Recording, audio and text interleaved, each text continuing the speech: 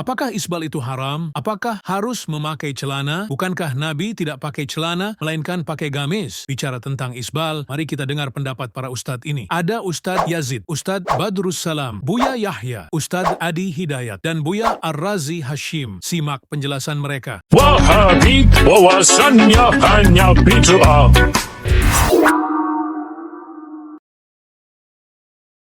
Kata Imam Al-Baghawi, wa thiyabaka fatahhir ay wa thiyabaka faqassir. Bajumu, pakaianmu untuk laki-laki dipotong tuh. Enggak boleh melebihi mata kaki, enggak boleh. Wa thiyabaka faqassir. Potong itu. Yang laki-laki pakaiannya enggak boleh lebih dari mata kaki. Harus di atas mata kaki pakaian laki-laki. Enggak boleh isbal, enggak boleh. Hukumnya haram dalam Islam. Ustadz ini lebih memilih pendapat haram daripada yang tafsil. Nabi bersabda, ma asfala minal ka'bayn minal izari fa finnar. Apa saja yang melewati mata kaki dari pakaian itu, maka tempatnya di neraka. Kalau memilih haram berarti para ulama Makkah ini ada di neraka ya? Kan mereka isbal semua? Hukumnya haram.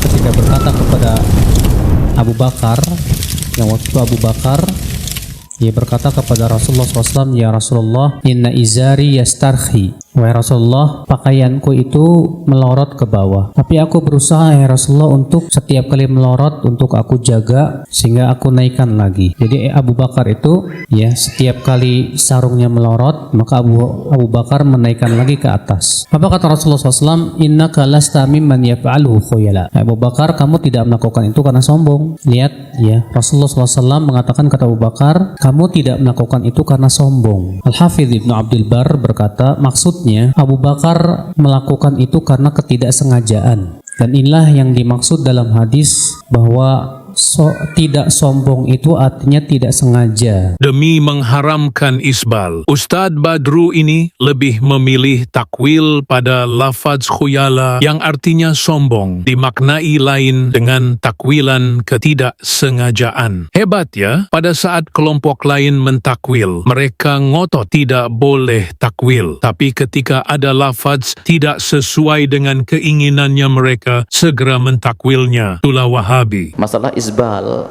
memanjangkan baju yang dilarang sampai menutup mata kaki, itu kisahnya bagi kaum laki-laki, bukan bagi kaum wanita. Hakikat hukumnya seperti apa sih? Kalau ada orang mengangkat celananya di atas mata kaki, disepakati oleh para ulama pasti benar. Tapi yang menurunkan celananya di bawah mata kaki, ketahuilah, apakah itu mutlak haram? Dalam hadis Nabi kan yang dikatakan musbil izarahu khuyala, ada khuyala dengan penuh kesombongan. Kalau memanjangkan kakinya tidak karena kesombongan, tidak dikatakan haram. Dalam hadis riwayat Imam Bukhari rahimahullahu taala, Sayyidina Abu Bakar As-Siddiq waktu dengar Nabi mengancam tentang orang yang memanjangkan sarungnya sampai bawah mata kaki di neraka, Sayyidina Abu Bakar kebingungan, ya Rasulullah, inna izari yastarhi illam ata'ahaduh. Ya Rasulullah, sarungku itu turun di bawah mata kaki kalau tidak aku pegangi terus, gitu. Nabi menjawab, anta lasta mimman yasna'u lidhalik. Kama qala Rasul, engkau bukanlah orang yang melakukan seperti itu. Ini celah agar kita tidak mencaci.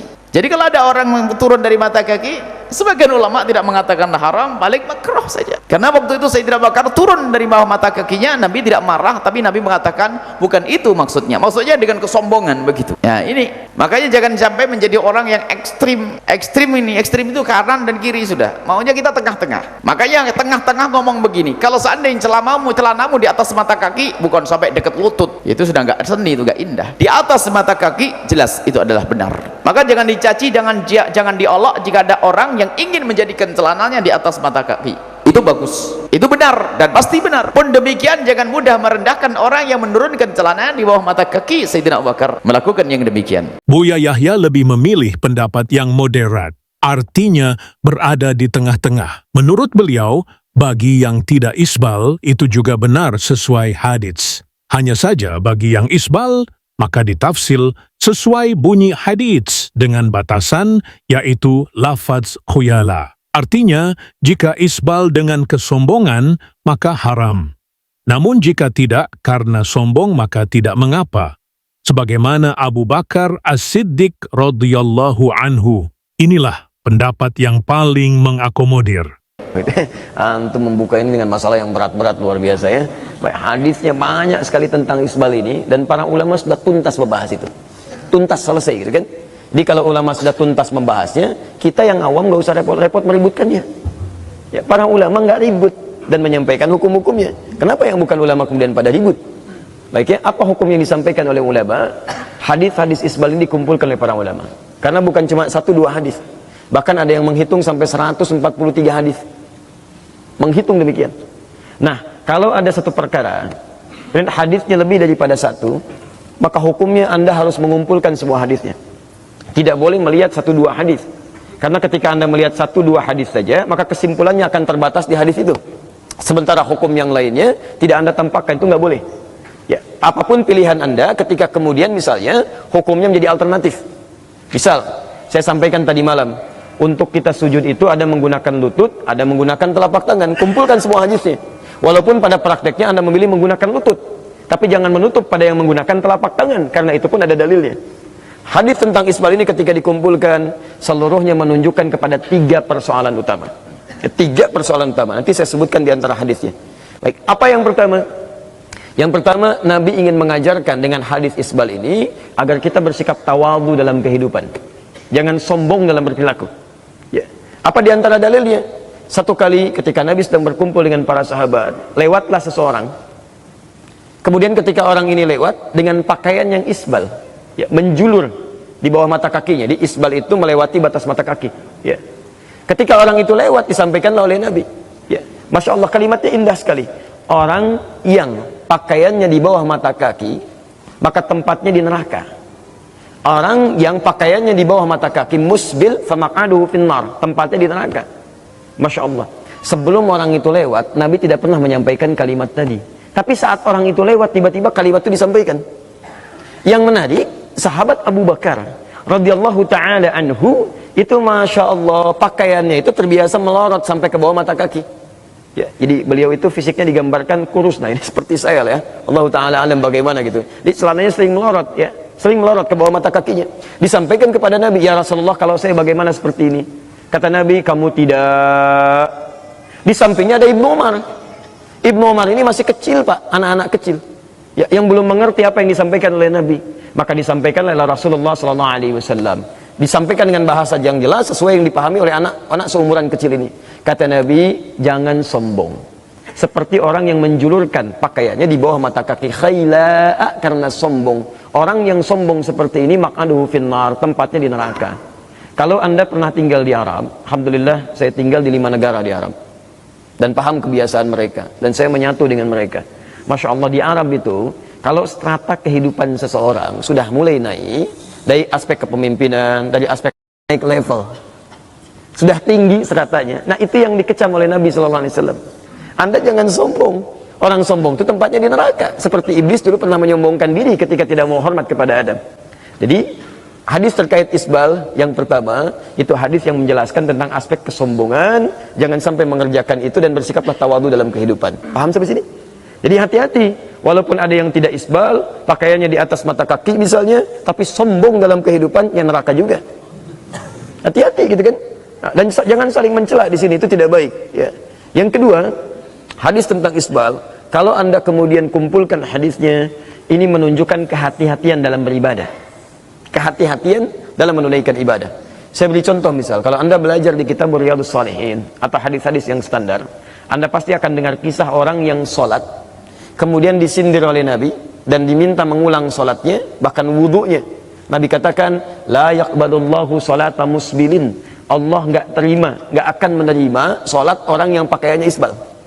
Dia orang ini sholat, pakaiannya kelebihan, Pak, di bawah mata kakinya. Kata Nabi, Allah nggak menerima sholat orang yang pakaiannya isbal. Faliyatawadda, ayo wudhu lagi. Maka orang ini wudhu, balik lagi sholat. Kata Nabi, la yaqbalullahu sholata musbilin. Allah nggak terima orang yang sholat pakaiannya isbal. Faliyatawadda, silahkan wudhu lagi. Maka wudhu lagi. Dia sholat. Pada yang ketiga, Nabi katakan lagi. Yang kedua ini Nabi katakan lagi, la yaqbalullahu sholata musbilin. Allah nggak terima orang yang sholatnya pakaiannya kepanjangan. Faliyatawadda, silahkan wudhu lagi. Maka dia wudhu lagi. Selesai itu kemudian dia sholat, tidak ditegur lagi oleh Nabi SAW. Kalau Anda baca hadis ini secara tekstual saja, Anda akan menyimpulkan isbal itu nggak boleh. Kalau yang isbal maka sholatnya pun nggak akan diterima. Masya Allah. Nah, saya bahkan pernah diberhentikan, Pak. Setelah selesai mengajar, seperti ini subuh. Ingin masuk ke mobil, ada yang diberhentikan seketika itu. Karena saya sama tuh, tadi kayak sahabat Abu Bakar tuh fisiknya. Ya, saya sering, celana saya tuh dibuat di atas mata kaki sedikit. Tapi karena seperti ini, kadang jalan melorot gitu kan. Satu kali ngimamin subuh, begitu setelah menyampaikan pengajian, dihadang oleh salah seorang jemaah, menyampaikan hadis tadi, Ustadz, bagaimana pendapat Ustadz? Nabi kan mengatakan Allah nggak terima sholat orang yang pakaiannya kepanjangan. Maksudnya sholat Ustadz nggak sah gitu kan, cuma dalam bahasa yang lebih sopan gitu kan. Lalu dia katakan hadis tadi, saya tanyakan begini, perhatikan pertanyaan saya. Pertama, Anda baca hadisnya kan? Iya. Baik, pertanyaan saya, bukankah Nabi mengatakan pada orang ini, ketika dia menggunakan pakaian isbal untuk wudhu lagi, faliyatawaddu? Kata orang ini benar. Baik, pertanyaan saya, kalau yang salah pakaiannya, kenapa Nabi tidak menyuruh ganti pakaian, tapi nyuruh wudhu? Dia diam. Yang kedua, bukankah Nabi meminta orang ini sampai 3 kali, dan pada yang ketiga, Nabi tidak menegur lagi, padahal orang ini sholat dengan pakaian yang sama? Kalaulah pakaian yang dipersoalkan, kenapa pada yang ketiga Nabi tidak menegur lagi, tapi membiarkan dia sholat dengan pakaian yang sama dan didiamkan oleh Nabi SAW? Karena pakaiannya kepanjangan itu, terlampau buru-buru wudunya, tertutuplah sebagian dari kakinya itu. Ya, ada yang menyebutkan bagian tumit dan bagian tertentu. Tertutuplah sebagian pakaiannya, dia berwudu, nggak terbasuh ini. Pada yang ketiga kali dia baru sadar, mungkin ini yang dimaksud Nabi, dibasuhlah oleh dia keseluruhannya. Begitu selesai wudunya sempurna, terbasuh dengan baik, sholat dia tidak ditegur lagi oleh Nabi SAW.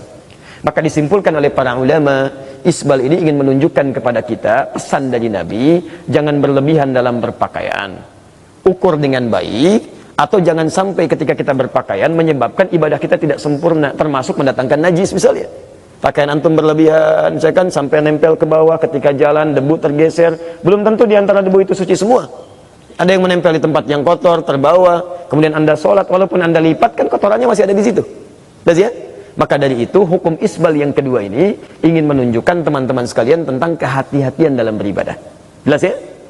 Dan yang ketiga, isbal pun hati-hati. Kalau dikumpulkan semua hadisnya, ini ingin menunjukkan keselarasan dan keindahan dalam berpakaian. Ada estetika di sini. Innallaha jamilun yuhibbul jamal. Allah itu indah dan menyukai keindahan. Baik yang isbal ataupun yang tidak isbal, hendaklah menyesuaikan dalam perpakaiannya.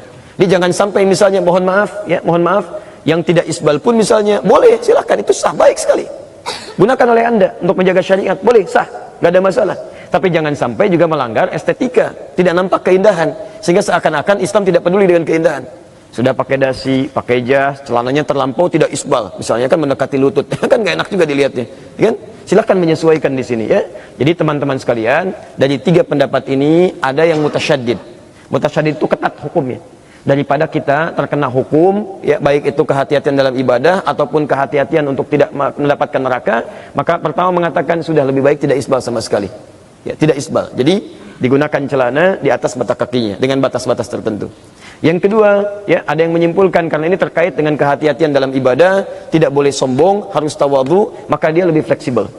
Silahkan sesuai dengan kebutuhannya dan keadaan tempat yang akan dia hadiri, baik itu isbal ataupun tidak isbal, yang penting hati-hati dalam ibadah, kemudian tidak bersikap sombong dalam kehidupan dan jaga estetika. Ya, jadi itu saja terkait dengan hadis-hadis isbal ini, tidak perlu dipertentangkan karena ini pendapat para ulama yang mereka pun tidak berselisih dalam masalah ini. Jadi kalau ulamanya tidak berselisih, hadisnya jelas, kemudian antum beda sendiri, yang salah bukan ulama, yang salah antum yang belum paham hadisnya. Demikian juga Ustadz Adi Hidayat, beliau lebih memilih pendapat yang moderat, yaitu kurang lebih sama dengan pendapat Buya Yahya, dengan batasan kesombongan. Celana jingkrang tidak ada di zaman Nabi, yang ada cuma sarung jingkrang. Tuh, antum yang jingkrang-jingkrang tuh ya. Nabi mengatakan man jarra izarahu atau saubahu, siapa yang mengulurkan, jarra artinya mengulurkan izarnya. Apa arti izar? Izar artinya sarung, izar artinya saub. Saub itu kain, kain itu artinya sarung juga. Makanya ulama sepakat kecuali Ibnu Qayyim bahwa Nabi tidak pernah pakai celana. Nabi selalu pakai sarung tuh, semoga tersinggung. Rasain kata samping ya, mentang-mentang pakai apa nih? Oh, celana juga. Jadi ternyata Nabi nggak pernah pakai sarung. Namun ini kaedahnya ada. Nabi itu memakai pakaian kaumnya. Karena di kaumnya Rasulullah pakai sarung, Nabi pakai sarung. Coba kalau Nabi orang Melayu Riau, mungkin pakai celana, terus ada yang apa tuh, yang sarungnya setengah itu. Wah, itu di atas lutut malah, Pak. Bukan di bawah lutut ya, di atas lutut malah. Gimana hadisnya? Di hadisnya memang ada di riwayat Nasai ya, orang yang matahtal ka'bain finnar, yang di bawah mata kaki di neraka. Maka Syekh bin Baz mengatakan, kamu walaupun gak sombong, kalau di bawah mata kaki neraka. Tapi pendapat itu dibantah oleh ulama Yaman, ulama Azhar, ulama Suriah. Guru-guru kita rata-rata ya jingkrang, ada yang jingkrang, ada yang tidak.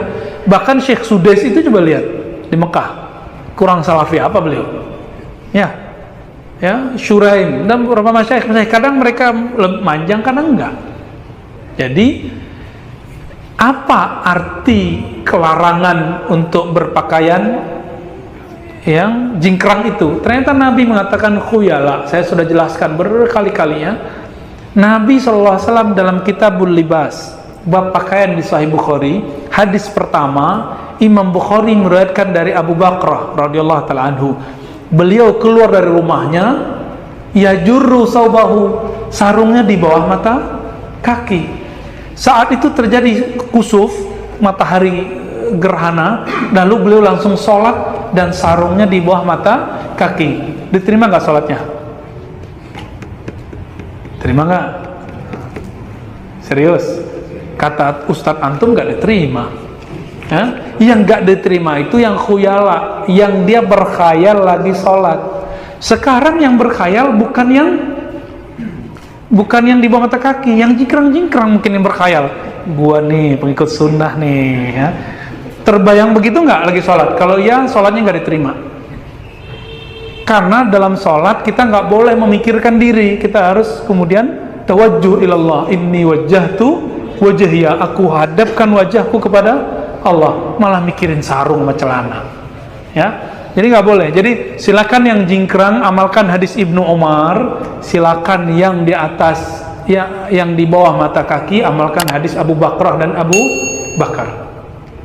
Kita sudah sebutkan berkali-kali, Abu Bakar kata Nabi, lasta mimman sana'a dzalika khuyala. Anda boleh karena Anda tidak sombong. Demikianlah ulama dituntut untuk menyampaikan kebenaran dengan cara yang santun dan elegan. Jika masih ada celah untuk lebih moderat, pastinya tidak menyelisihi dalil, maka itulah yang dipilih. Sebab Allah saja menghendaki kemudahan, tidak menghendaki kesulitan. Allah saja lembut, Nabi Muhammad lembut. Tapi mengapa Wahabi ekstrim